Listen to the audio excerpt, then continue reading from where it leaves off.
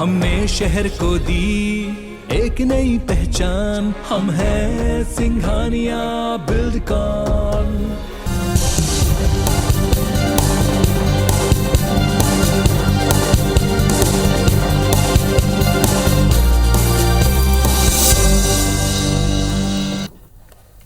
नमस्कार, आप देख रहे हैं मध्य प्रदेश की बात। मैं हूं आपके साथ राहुल सौमित्र। आज मध्य प्रदेश की बात में बहस का मुद्दा है बिजनेस बायकॉट बवाल बनाम सवाल की। इसी मुद्दे पर बात और बहस करने के लिए हमारे साथ 4 खास मेहमान जुड़े हैं। इनसे जानेंगे। दुर्गेश केसवानी जी हैं, ये भारतीय जनता पार्टी के प्रवक्ता। चंद्रशेखर तिवारी जी अध्यक्ष संस्कृति बचाओ मंच। राम पांडे जी ये कांग्रेस के प्रवक्ता और हाजी मोहम्मद हारून ये अध्यक्ष हैं जमीयत उलेमा के। आप चारों मेहमानों का बहुत स्वागत। बने रहिए हमारे साथ। एक रिपोर्ट के बाद विस्तार से आप सभी से चर्चा होगी। आज से हम संकल्प लेते हैं विधर्मियों की दुकानों से कपड़ा चप्पल अन्य कोई वस्तु बेचेंगे।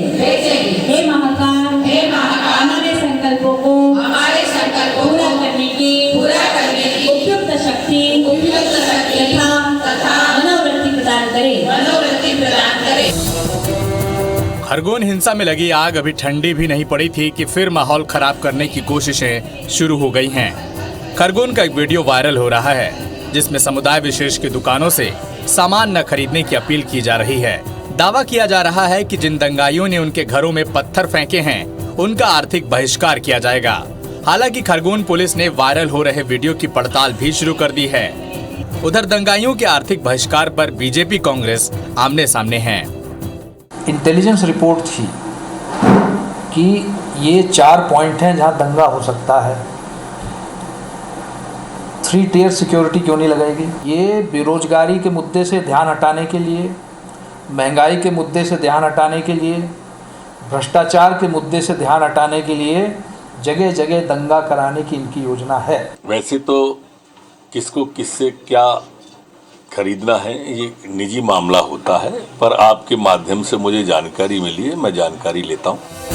दूसरी ओर महाराष्ट्र के बाद मध्य प्रदेश में भी लाउड स्पीकर पर अजान और हनुमान चालीसा को लेकर विवाद गहरा गया है। इंदौर के मंदिरों में लाउड स्पीकर पर हनुमान चालीसा पाठ की शुरुआत हो गई है। रविवार को चंद्रभागा स्थित प्राचीन खेड़ापति हनुमान मंदिर में शाम 6 बजे तक 4 बार हनुमान चालीसा का पाठ किया गया। हिंदू संगठनों ने जल्द ही दूसरे मंदिरों में भी लाउड स्पीकर लगाने का ऐलान किया है। कांग्रेस इससे इत्तेफाक नहीं रखती, जबकि बीजेपी सरकार के मंत्री दबी जुबान में भगवा ब्रिगेड के साथ खड़े नजर आ रहे हैं। गलत है। इस तरह की चीज़ मैं समझता हूँ इस प्रदेश और देश में नहीं होना चाहिए। गंगी जमनी तहजीब वाला प्रदेश है हमारा मध्य प्रदेश, और इस तरह की चीज़ों को डिस्कार्ड किया जाना चाहिए। लाउड स्पीकर बजाने से कई बार बच्चों के पेपर भी डिस्टर्ब होते हैं, बच्चों की पढ़ाई डिस्टर्ब होती है। चाहे वो मस्जिद में लाउड स्पीकर बज रहा हो, चाहे हमारे मंदिर में बज रहा हो, धीमी आवाज़ से या बंद कर दें तो कोई दिक्कत थोड़ी सी। दरअसल मध्य प्रदेश में 1.5 साल बाद विधानसभा चुनाव होने हैं। सत्ता में वापसी के अरमान दोनों ही दलों के हैं। खरगोन हिंसा के बाद जिस तरह से मजहबी नफरत को बढ़ावा देने की कोशिश हो रही है, उससे सवाल उठ रहा है कि कब तक राजनीतिक दल अपने पॉलिटिकल एजेंडे के लिए आम आदमी को इसी तरह मजहबी आग में झोंकते रहेंगे। नवीन कुमार सिंह, IBC 24, भोपाल। तो चारों खास मेहमान हमारे साथ जुड़े हैं। जनता कंफ्यूज ना हो इसलिए अपनी अपनी बारी में बोलिए। हम इस डिबेट को 2 भागों में करेंगे। पहले जो खरगोन से एक वीडियो वायरल हुआ है उस पर चर्चा करेंगे, आप चारों लोगों के कमेंट लेंगे, और उसके बाद जो लाउड स्पीकर को लेकर कंफ्यूजन की स्थिति है उसके बारे में बात करेंगे। दुर्गेश जी, सबसे पहले मेरा सवाल आप ही से है कि क्या किसी भी सभ्य समाज में इस तरह की जो तस्वीरें आज खरगोन से वायरल हुई हैं, क्या ऐसा होना चाहिए जहां पर हम आपसी प्रेम सौहार्द से रह रहे हों? इस पर आपकी क्या राय है दुर्गेश जी? देखिए राहुल जी, निश्चित रूप से हम लोग गंगा जमनी तहजीब वाले लोग हैं। यह देश राम का है, रहीम का है और सबका है। जो जो इस देश में रह रहा है, जो उसके सबका देश है। पर जिस तरह से ये कटुता, जिस तरह से जो खरगोन की जहाँ से शुरुआत हुई थी, निश्चित रूप से वह गलत है और उसको गलत है तो ये माननीय मंत्री जी ने भी स्पष्ट रूप से कह दिया कि जिस घर से पत्थर आए हैं उस घर के पत्थर उसको पत्थरों में ही तब्दील कर देंगे और शासन प्रशासन अपनी कार्रवाई करता है। हम यह चाहते हैं कि जो दंगाई हैं, जो उपद्रवी हैं, जो माफिया हैं, जो अतिक्रमणकारी हैं, वो निश्चित रूप से इस बात से सबक ले लें कि मध्य प्रदेश में ये सब चीजें चलने वाली नहीं है। ठीक है। मध्य प्रदेश शांति का टापू था, है और रहेगा। अगर कोई भी इस शांति के टापू को अगर कोई षड्यंत्र करके, कोई उपद्रव करके अगर कुछ करना चाहता है तो उसकी जगह मध्य प्रदेश में नहीं है, उसकी जगह जेल की सलाखों में ही है। तो निश्चित रूप से एक शांति का वातावरण कायम होना चाहिए। सब चीज़ों को लेकर शांति बहाली के लिए सभी प्रयास किए जा रहे हैं। कर्फ्यू में भी ढील देने का काम खरगोन में शुरू कर दिया गया है। सभी लोग अपने अपने त्योहार अच्छे तरह से मनाएं, क्योंकि ये देश तो उन परंपराओं का देश है, संस्कृति का देश है, जिसमें हम एक दूसरे का सम्मान करते हैं। देखिए राम जी, आपने सुन लिया भारतीय जनता पार्टी का क्या इस खबर पर स्टैंड है। वो कह रहे हैं कि गंगा जमुनी तहजीब बनी रहे। दरअसल जो एक वीडियो वायरल हुआ है उसी पर हम आप लोगों से सवाल कर रहे हैं, क्या ऐसी स्थिति बननी चाहिए? क्या इसके बाद वो प्रेम, वो सौहार्द, आपसी भाईचारा बना रहेगा? सवाल मेरा आपसे है राम जी। पार्टी के नेताओं के और प्रवक्ताओं के तो स्टेटमेंट रोज बदलते हैं। हमारा स्टेटमेंट तो शुरू से और अभी और आगे भी एक ही रहेगा कि सौहार्द रहे और आपस में भाईचारा रहे, प्रेम रहे, और खुदा, अल्लाह, ईश्वर, भगवान में हम कोई अंतर नहीं मानते हैं और न ही अजान में, प्रार्थना में, आराधना में हम कोई अंतर मानते हैं। हनुमान चालीसा हो, अजान हो, अल्लाह हो, खुदा हो, मानो तो सब एक ही हैं और ये सभी यही सिखाते हैं कि आपस में प्रेम करो, एक दूसरे का सम्मान करो। पहले हिस्से में हम उस वायरल वीडियो की बात कर रहे हैं राम जी, पहले हिस्से में उस वायरल वीडियो की बात। जी, मैंने वायरल वीडियो नहीं देखा है। किसने वो वायरल वीडियो किया है मुझे ये भी नहीं पता है। मैं तो ये मान के चल रहा हूँ किसी ने भी किया हो, किसी भी धर्म के लोगों ने वायरल वीडियो किया है तो वायरल वीडियो में यदि मुझे जैसा बताया गया है कि भाई उनकी दुकान से सामान ना लो, तो ये क्या चीज है? ये उससे क्या हो जाएगा? किसी की दुकान से सामान नहीं लेंगे तो क्या होगा? उसकी दुकान नहीं चलेगी। दुकान नहीं चलेगी तो उसकी आमदनी नहीं होगी। आमदनी नहीं होगी तो उसके घर में भूखमरी रहेगी, उसके बीवी बच्चे परेशान रहेंगे, भूख से मरेंगे। कौन सा धर्म कहता है कि किसी के बीवी बच्चे या किसी का परिवार भूख से मर रहा हो और हम खुश रहें?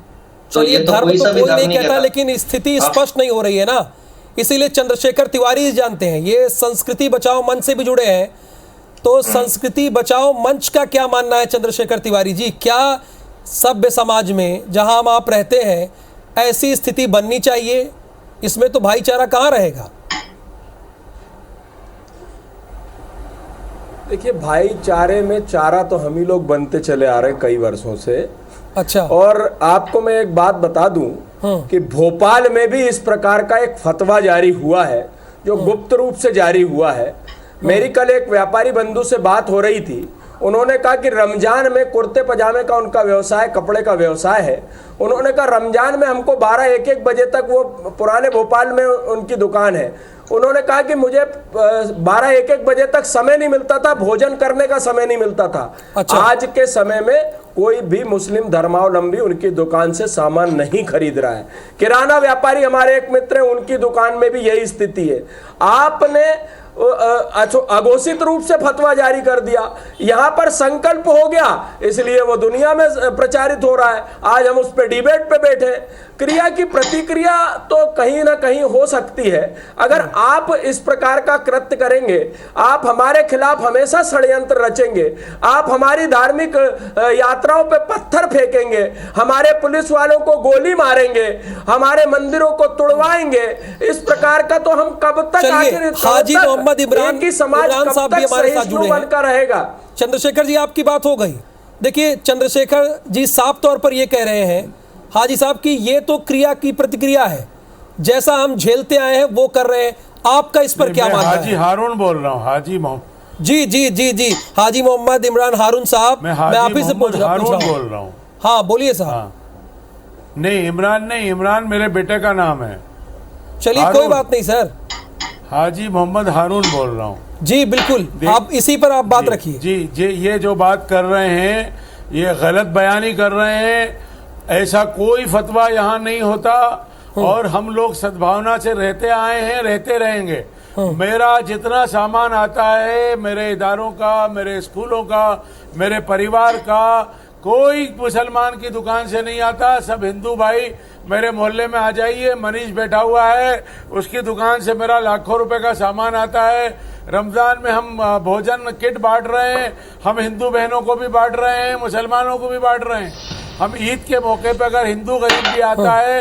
हारून जी, हम लोगों ने भी कोरोना काल में जो है बहुत सामान बांटा और किसी धर्म को देख के नहीं बांटा। हमारे स्मार्ट सिटी के वहाँ पर मजदूर रहते थे, मुस्लिम थे, उनको भी बांटा। ऐसे हम तो हमेशा सांप्रदायिक सौहार्द बना के बैठे ही है। आजकल हालात, लेकिन जिस तरह के हालात बनाए जा रहे हैं कि मस्जिद के सामने ये कुछ लोग, सब नहीं, भारत के अक्सरियत हिंदू और मुसलमानों की प्रेम भाव से हम लोग नहीं हालात बना रहे, आप उनका बहिष्कार करिए ना। जो लोग हालात बनवा रहे हैं उनका बहिष्कार करिए। जो हमारी यात्राओं में पत्थर फेंक रहे, जो हमारी जो है करते हैं मस्जिदों के सामने जाके, कोई नाम को उछालने के लिए नहीं कर रहा, आप पत्थर फेंकवा रहे हैं। चलिए, आप दोनों का स्टेटमेंट आ गया साहब, आप दोनों का स्टेटमेंट आ गया। दोनों प्रवक्ताओं से बस पूछ लेते हैं। और सब मिलजुल कर त्योहार मनाते हैं। सर, आपकी बात आ गई। पूजा होती है, आरती होती है और हनुमान चालीसा होता है। ठीक है, मस्जिदों में ठीक है, आपकी बात आ गई सर। में भी होता है। जब दुर्गेश जी, ये देख रहे हैं ना आप, नहीं होता था तो कहीं भी नहीं होता। आप साफ तौर पर देख रहे हैं चंद्रशेखर जी और हाजी साहब आपस में लड़ गए। क्या यही स्थिति बनी रहे? एक कह रहे क्रिया की प्रतिक्रिया है, एक कह रहे सौहार्द है। सर, अपनी अपनी बारी में बोलिए। सर, मैंने सबको मौका दिया, अपनी अपनी बारी में बोलिए। मैं दुर्गेश जी से पूछ रहा हूँ। अरे मुसलमान गरीब, उसके बाद क्या है, हथियार लहरा रहे थे, पुलिस को उसकी जांच करनी चाहिए। क्या तलवारों को रखने की कानून में हथियार अगर चेकिंग हो गई तो जखीरे निकलेंगे हथियारों के। बारी में आप लोग रख चुके हैं, हथियारों के जखीरे निकल जाएंगे अगर सर्चिंग कर ली जाए पुलिस द्वारा। तो अब ऐसे लड़ेंगे, आग लगा रहे थे उन चैनल पे तो कैसे चलेगा? सरकार बताए। लड़ना अच्छी बात नहीं है। हम लोग यहाँ पर इसीलिए डिबेट करते हैं कि आपसी सौहार्द बना रहे ना, इसीलिए डिबेट कर रहे हैं। मकान तोड़ दिए दुर्गेश जी, अरे भाई हमारे प्रदेश में तो अब देख रहे हैं ना इस बहस में, तो स्थिति आप स्पष्ट कीजिए। अरे मेरा ये मानना, गुंडे थोड़ी है राहुल जी, स्थिति स्पष्ट है कि हर आदमी को अपने त्योहार मनाने की स्वतंत्रता है। फिर आपने देखा खरगोन में जिस तरह से जुलूस पर, अगर रामनवमी के चल समारोह पर, जिस देश में भगवान श्री राम आस्था के केंद्र बिंदु हैं, उन्हीं के जुलूस पे अगर पथराव करेंगे और उसके बाद यहाँ पे चैनलों पे बैठ के मोहम्मद हारून साहब चिल्लाएंगे तो सही बात नहीं है। ये सही बात नहीं है और हाजी मोहम्मद, मेरा ये मानना है। देखिए, एक सब अपनी अपनी बारी में बोलिए। आप तो बहुत संभ्रांत लोग हैं, आपको पूरा मध्य प्रदेश सुन रहा है। आप IBC 24 के साथ ये नंबर 1 न्यूज चैनल है, तो अपनी अपनी बारी में बोलिए। दुर्गेश जी की बारी में बोल रहे हैं, मैंने सबसे पूछ लिया। इसीलिए दुर्गेश जी, आप इसका जवाब दीजिए कि ये आपसी सौहार्द सामंजस्य बना रहे, प्रेम भाव बना रहे, आपस में चंद्रशेखर जी न लड़े और हाजी मोहम्मद हारून साहब न लड़े, स्थिति बनी रही। इस पर आपका क्या कमेंट है?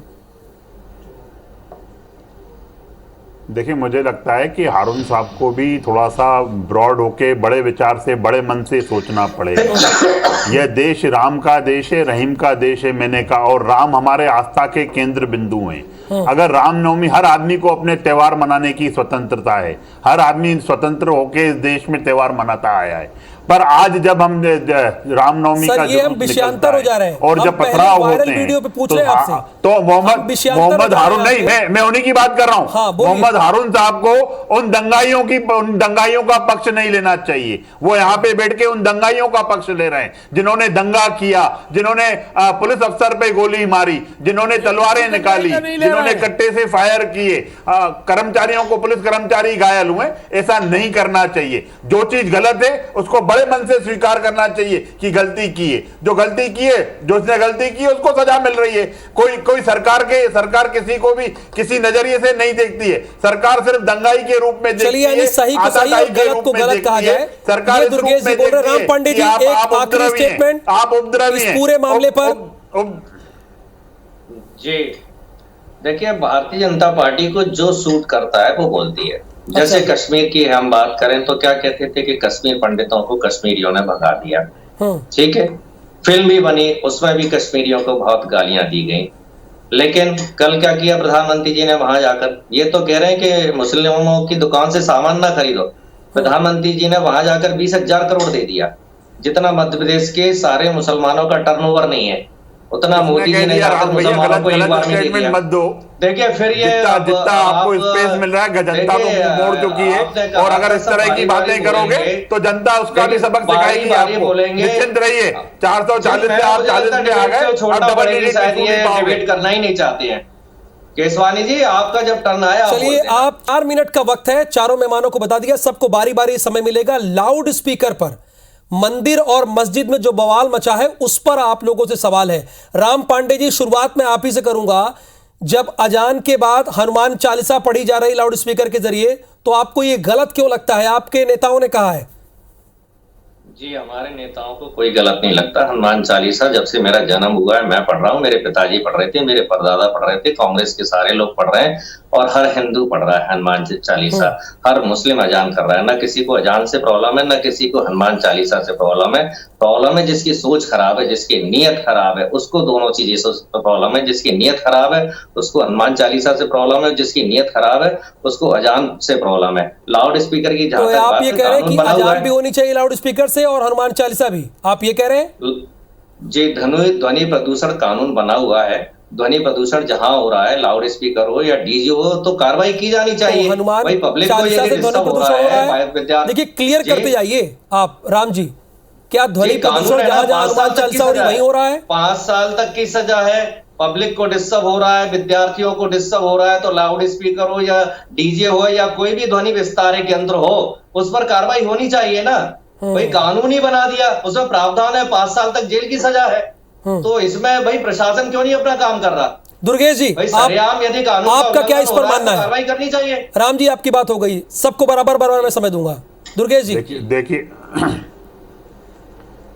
देखिए राहुल जी, माननीय प्रदेश अध्यक्ष वी.डी. शर्मा जी ने, माननीय गृह मंत्री जी ने स्पष्ट कर दिया है कि हर आदमी को स्वतंत्रता पूर्वक रहने का अधिकार है, बशर्ते है कि वो दूसरे की स्वतंत्रता का हनन न करे।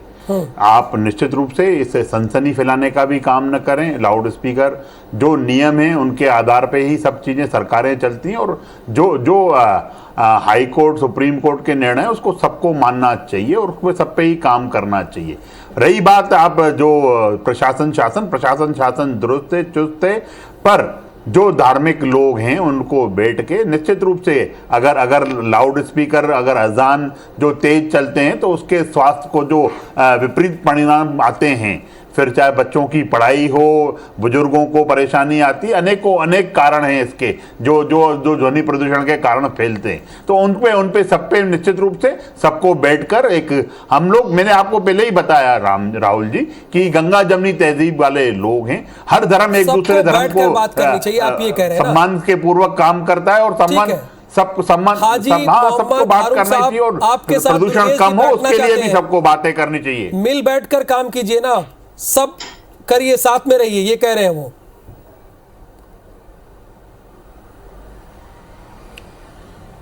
देखिए, अभी तक देश हमारा चल रहा है।